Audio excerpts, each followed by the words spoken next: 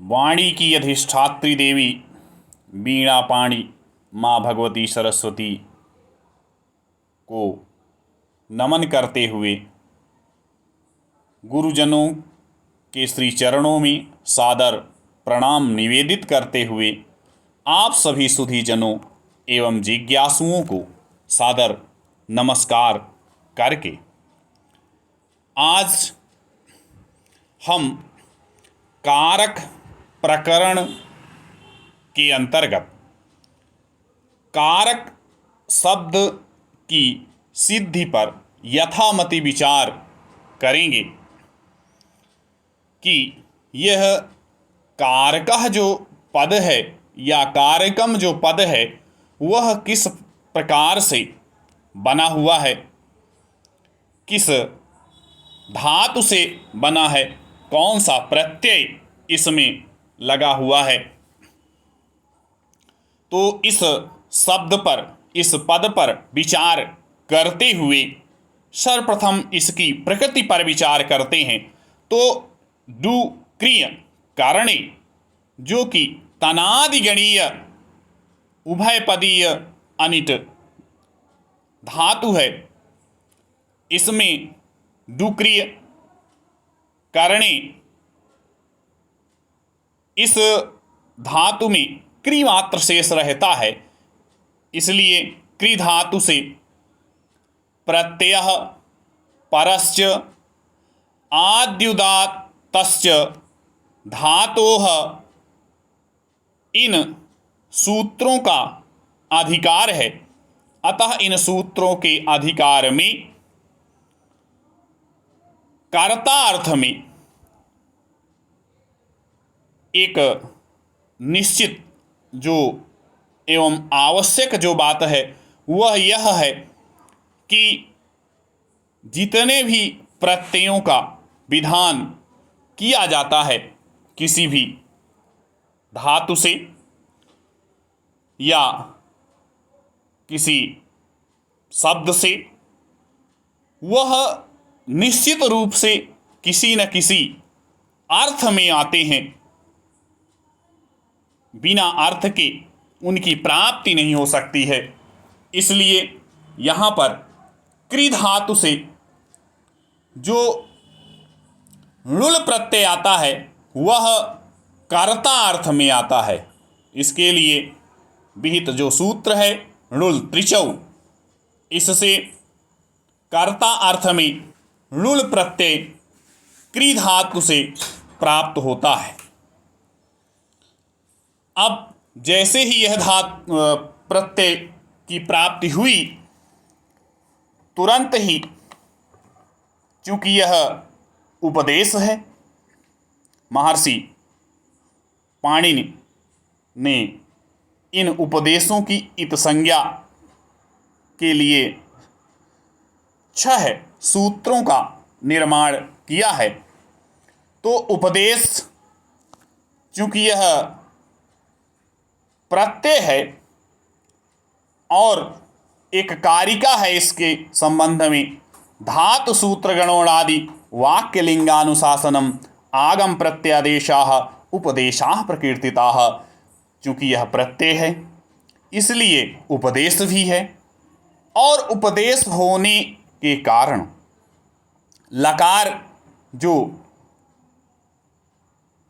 वर्ण है उसकी अंतिम वर्ण है, इसलिए इसकी हलंत्यम इस सूत्र से इत संज्ञा, और ऋल में ऋकार की चुटु इस सूत्र से इत संज्ञा एवं तस्य लोपः इस सूत्र से लकार एवं ऋकार की इत संज्ञा होने के कारण लोप हो जाएगा। लोप होने के पश्चात क्री प्लस उ यह बचता है।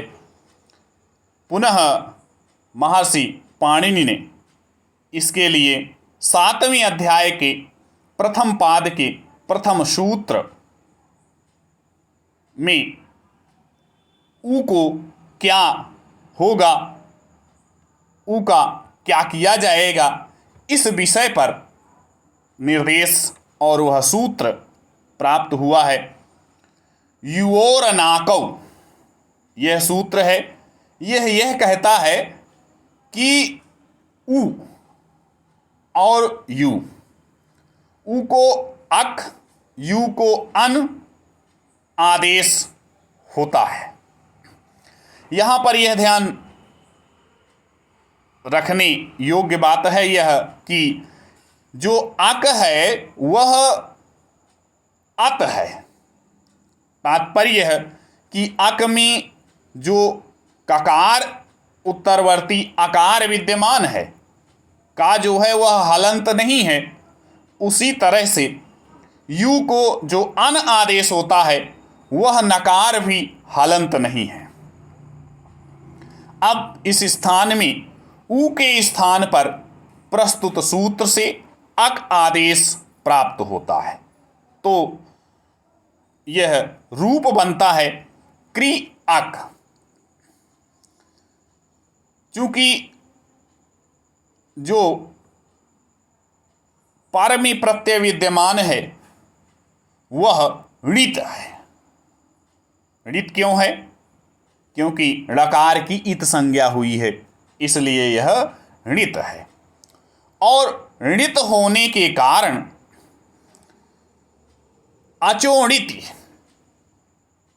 इस सूत्र से ऋकार को, ककार उत्तरवर्ती जो ऋकार है उसे वृद्धि आदेश हो जाएगा। तो वृद्धि आदेश जैसे ही होगा वैसे ही सूत्र प्राप्त होगा उरण रपरः। यह संधि के विषय में लोगों ने पढ़ा है, जिस समय संधि प्रकरण पढ़ा है। इस सूत्र से रपर हो जाएगा।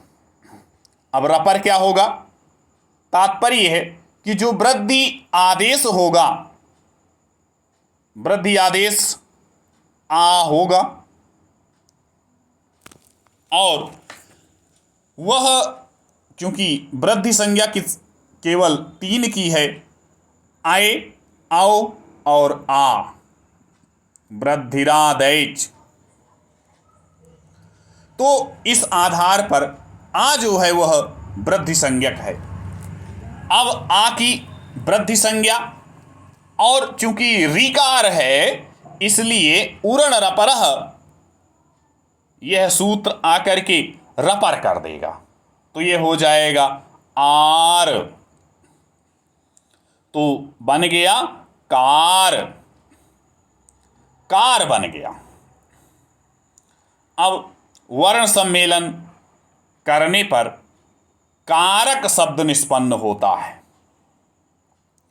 अभी यह कारक है और शब्द है, पद नहीं। और नियम यह है कि संस्कृत जो भाषा है उसमें अपदम न प्रयुंजीत, इस बात का भी विशेष ध्यान रखा जाता है। इसलिए यहाँ पर कारक जो शब्द है इसका प्रयोग संस्कृत भाषा में अभी होगा नहीं, जब तक कि सुप्तिगंतम पदम से इसकी पद संज्ञा नहीं होगी। इसलिए कारक शब्द से,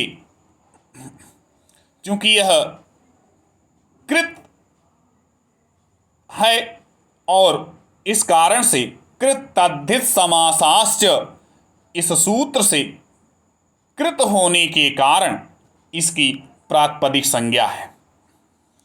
प्रातिपदिक संज्ञा का फल यह होगा कि इससे ज्ञाप प्रातिपदिकात् प्रत्ययः परश्च, इनके अधिकार में सु आदि विभक्तियां आएंगी। सु औजस और षष्ठाभ्याम भिस आदि। प्रथमा विभक्ति एक वचन की विवक्षा में कारक जो प्रातिपदिक है इससे सु प्रत्यय आएगा और रूप बनेगा कारक सु। अब चूंकि यह भी प्रत्यय है इसलिए उपदेशे अजनुनासिक इत, इस सूत्र से सकार उत्तरवर्ती जो अनुनासिक ऊकार है उसकी इत संज्ञा और तस्य लोपः से उसका लोप हो जाएगा, पुनः स बचेगा। तो ससुसोरु इससे पुनः रू आदेश हुआ और रू को फिर से उपदेशज अनुनासिक इत, इस सूत्र से इत संज्ञा होकर के रा मात्र बचेगा, यह हलंत रहेगा। और इसके बाद रा की विराम अवसान संज्ञा, विराम अवसानम से और खरवसानयोर विसर्जनीय, इस सूत्र से विसर्गादेश हो जाएगा रकार को। तो रुत्व विसर्गादि कार्य इसी को कहा गया है। इससे होकर के कारकः पद सिद्ध होता है। अब आचार्य आद्या प्रसाद मिश्र जी ने करोति इति कारकम यह पद प्रयुक्त किया है। तो अगर हम लोग कारक प्रकरण के अंतर्गत इस पर विचार करते हैं तो कारक किसे कहते हैं? क्रियान्वित्वम कारकत्वम या क्रियाजनकत्वम कारकत्वम, इस रूप में आचार्यों के द्वारा इसे कहा गया है। जब हम इसे एक प्रकरण मानेंगे तब इसका लिंग प्रकरण शब्द के अनुसार ही होगा, क्योंकि प्रकरणम यह बनता है। इसलिए यहाँ पर इसके लिंग का भी निर्धारण यही हो गया। और किस आधार पर ऐसा कहा जाता है? तो इसके लिए महर्षि पाणिनि ने समास में लिंग का निर्धारण किस प्रकार से किया जाएगा, इसके लिए सूत्र का निर्माण है। और वह सूत्र है पर्वत लिंग द्वंद्व तत्पुरुषयोः। यह सूत्र क्या कहता है? यह सूत्र यह कहता है कि द्वंद्व और तत्पुरुष समास में पर शब्द के समान ही लिंग हो। तात्पर्य, समस्त पद के लिंग के विषय में यह संदेह हो सकता है कि पूर्व पद के अनुसार लिंग हो या उत्तर पद के अनुसार। इस संदेह का जो निराकरण है वह इस सूत्र से होता है। अब हम लोग समास प्रकरणम इस पद पर अगर विचार करें तो यहाँ पर तत्पुरुष समास है और तत्पुरुष समास होने के कारण यह सूत्र भी आ जाएगा। समास प्रकरण में पठित यह सूत्र पर्वत लिंग द्वंद्व तत्पुरुषयोः। तात्पर्य, पर्वत, पर्वत का मतलब है जो परपद है, क्योंकि जो तत्पुरुष समास है उसमें उत्तर पद का अर्थ प्रधान होता है। और लेकिन यहाँ पर यह कारण नहीं है, कारण तो वह पद है प्रकरणम, क्योंकि वह नपुंसक लिंग में है। इसलिए यहाँ पर भी यह जो कारकम पद है वह नपुंसक लिंग में कहा गया है। इसीलिए आचार्य ने ऐसा कहा है। और इसके लिए यह जो सूत्र है अतिदेश सूत्र के रूप में विख्यात है और समास लिंग निर्णयातिदेशः यह कहा जाता है। तो इसको यह मैंने अध्ययन करने के लिए और उदाहरण के लिए यहाँ पर दिया है मैंने। इसके बाद इस आधार पर कारक शब्द से प्रथमा विभक्ति एक वचन की विवक्षा में सु जो प्रत्यय है उसकी प्राप्ति होती है और कारक सु होता है। चूँकि यह नपुंसक लिंग में है इसलिए अतो अम से सु को अम आदेश हो जाएगा और अम पूर्वः इस सूत्र से पूर्व रूप एक आदेश होकर के कारकम यह पद सिद्ध हो जाता है।